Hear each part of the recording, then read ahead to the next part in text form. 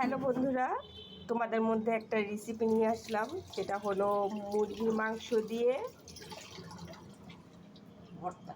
ভর্তা। ওই পাশে চলে যাই। মুরগির মাংসের ভর্তা আমরা এখন মাত্র ধুয়ে পরিষ্কার করে পানিটা যেন দেওয়া থাকে সেভাবে পরিষ্কার করে নিলাম। আদা বাটা দিয়ে দিলাম,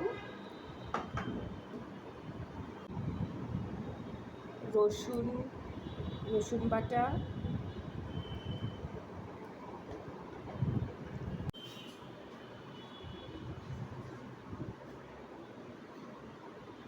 এটা হলো লবণ, পরিমাণ মতো লবণ,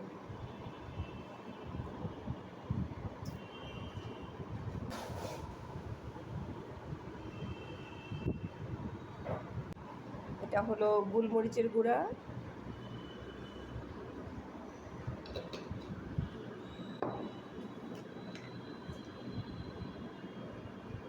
জিরা। এটা হলো জিরা গুঁড়া, সয়া সস,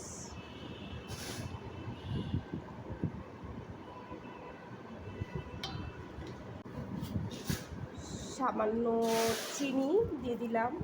এটা হলো স্বাদ বাড়ানোর জন্য। একটু হালকা চিনি দিলে কাবাব বলেন, ভর্তা বলেন, মাংস অনেক সময় আমরা হালকা চিনি দিই একটু স্বাদ বাড়ানোর জন্য। তো মাংসের ভর্তাও দিয়ে গেলাম।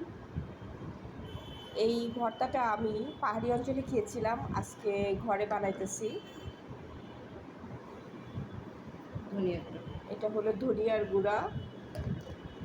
এখন ভালো করে খালি মাখা ভালো করে মেখে নিব, যাতে মশলাটা ম্যারিনেট হওয়ার জন্য রেখে দিব 3 ঘন্টা। 3 বা 1 ঘন্টা রাখলেও হয়।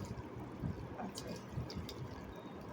ভালো একটু ম্যারিনেটটা হলে কি হয়, মাংসটা মানে ভালো লাগে আর কি, খেতে ভালো লাগে।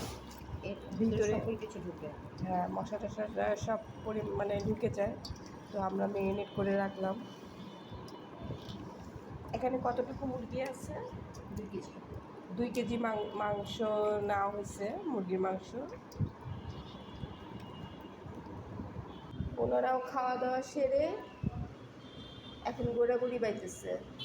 আহ, কি আরাম! আরেকজন তো দৌড় দিছে, আমার মানে উনি খুব ভয় পায়,